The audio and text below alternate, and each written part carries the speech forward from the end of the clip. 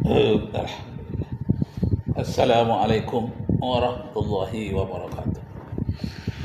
Nasykurullah syukran katsira bi qiraatil hamdalah ala hidayatihi wa taufiqihi alladhi nahnu na'isu biha wa nusalli wa nusallimu ala sayyidina Muhammadin ala juhdihi wa bazlihi litablighi syara'i'illah hidayatan. Amma ba'du, askurukum syukran jazila ala masa'idatikum bil huduri fi hadzal fasl. Sawfa yasiru alaikum khutbati ala lughatil Indonesia khususan. Pada pagi hari ini Bapak Ibu saudara-saudara sekalian, saya memperkenalkan buku tulisan saya, judulnya Dosa Peserta Diklat. Ini saya buat tahun 2004. Waktu itu saya masih kuliah di Fakultas Pasca Sarjana untuk mengambil gelar doktor. Nah, saya tulis ini dosa para peserta diklat. Kenapa ini saya tulis? Karena saya lihat banyak sekali diklat-diklat yang mubazir, banyak diklat-diklat yang banyak orang mempergunakan untuk bermain-main, makannya terlalu banyak, istirahatnya diisi dengan canda gurau. Kemudian sholat banyak ditinggalkan. Karena biasanya diklatnya di Jakarta, dari Riau, atau dari daerah lain. Banyak sholatnya yang tertinggal. Kenapa ditinggal? Rupanya tidak mengerti tentang jamak dan qasar.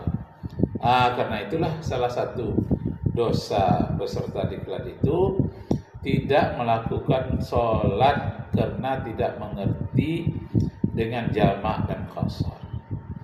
Ketika saya terangkan, saya yang menjadi instrukturnya, Widya Iswara, pesertanya itu guru-guru pengawas sekolah dari Siak, dari Dumai, dari Selat Panjang, dari Bengkalis, dari Rokan Hilir, Bagan, dari Indragiri Hilir,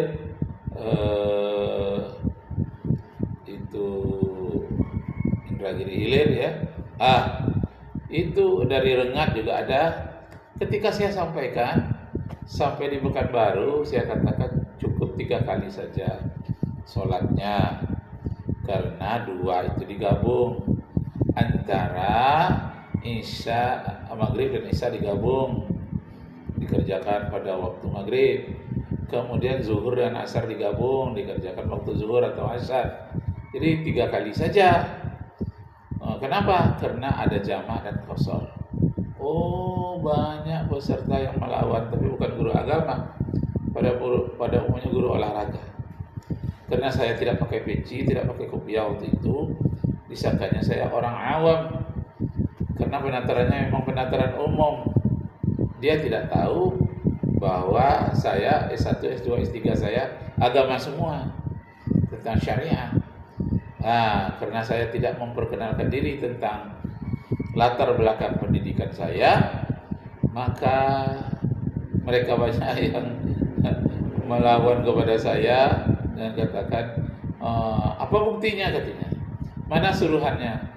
Maka saya tulislah di papan tulis itu tulisan Arab, surat An-Nisa ayat 101, ayat 201 sampai 204. Wa iza darabtum fil ardi falaysa 'alaikum junahun an taqsuru minas shalah. Jika kalian mengadakan perjalanan, tidak mengapa di antara kamu mengqasar salat. Jadi rupanya banyak yang tidak mengerti tentang salat qasar, tidak mengerti tentang salat jamak. Yang mengerti dia diam-diam saja, seharusnya dia membela saya untuk menerangkan kepada temannya yang tak mengerti. Tapi dia diam-diam aja, seolah-olah tidak tahu. Nah, baiklah Bapak Ibu saudara sekalian, jadi banyaklah orang yang tidak mengerti tentang qasar salat itu karena jarang dibahas di tempat-tempat masjid, sekalipun dia ketua masjid, pengurus masjid. tapi karena dia tidak melakukan perjalanan jauh, tak ada yang bertanya bagaimana sholat qashar, bagaimana sholat jamak.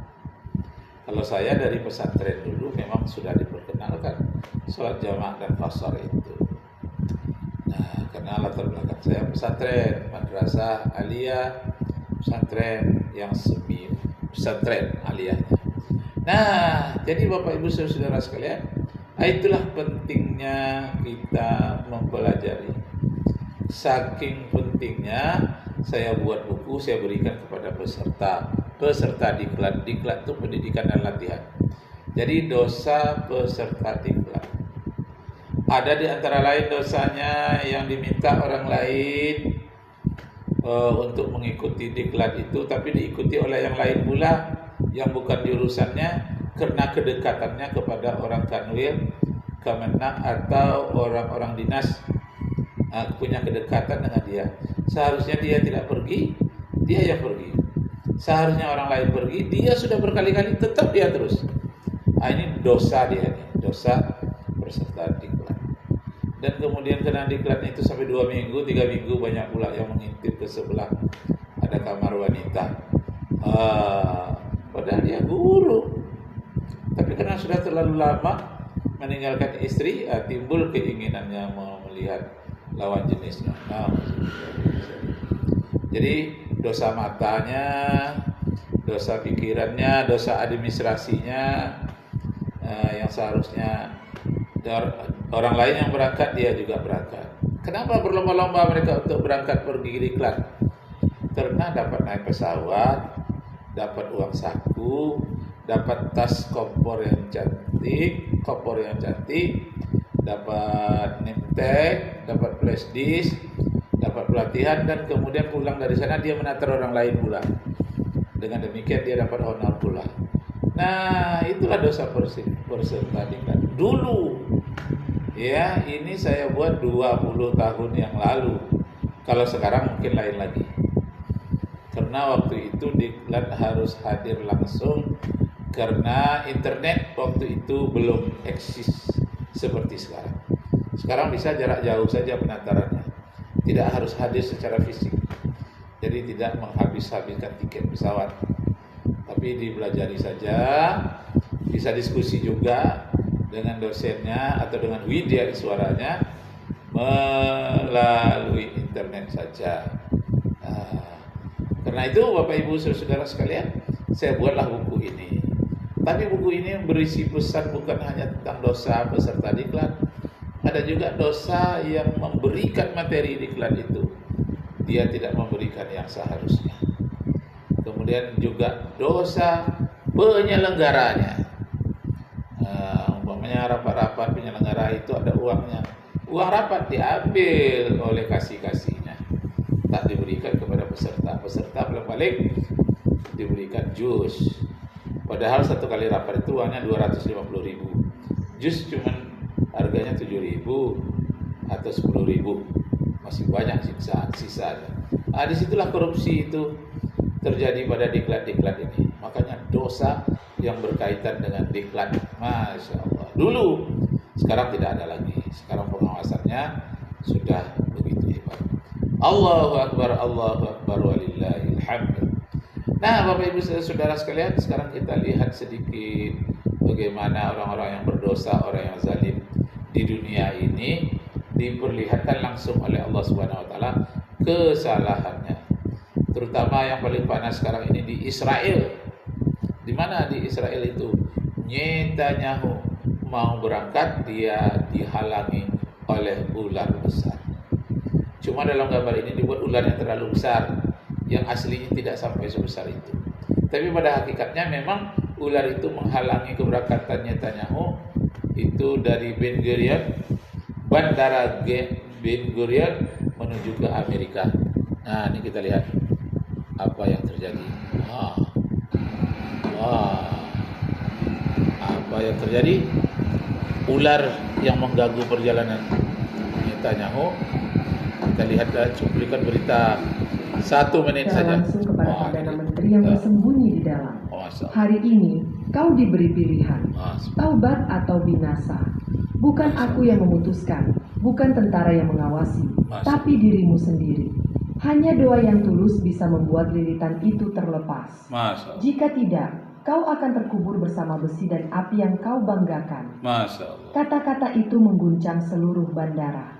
Suasana yang sebelumnya penuh kepanikan kini berubah menjadi lautan tangisan. Orang-orang berlutut, memohon ampun kepada Tuhan.